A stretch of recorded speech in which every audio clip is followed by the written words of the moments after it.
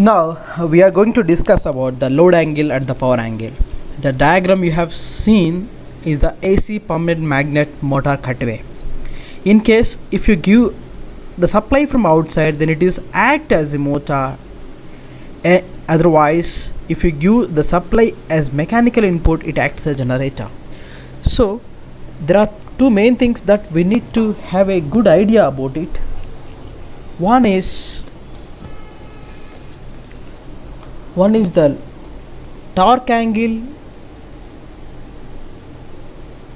or the load angle, other one is the power angle. If you observe here, see the motor you have seen previously, it consists of the part which is stationary is called the stator, and the part which is rotating is called the rotor. This is the stator part, which doesn't have any moving parts, which is stationary, and other one is which is rotating, this is the rotor part. Now we can see the difference between the load angle and the power angle. So I am drawing for you the stator and rotor. The stator is a stationary part and the rotor I am drawing a permanent magnet. Let's suppose take for time being a salient pole rotor type.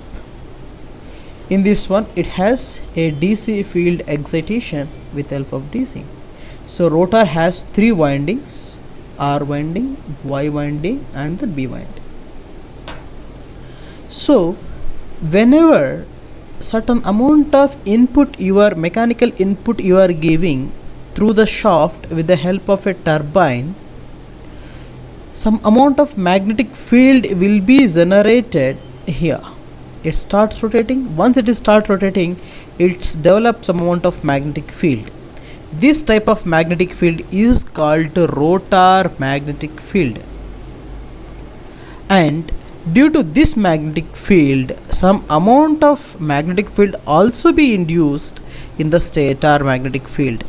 So the rotor magnetic field and the stator magnetic field will be there, but this rotor magnetic field and the stator magnetic field are not aligned with each other.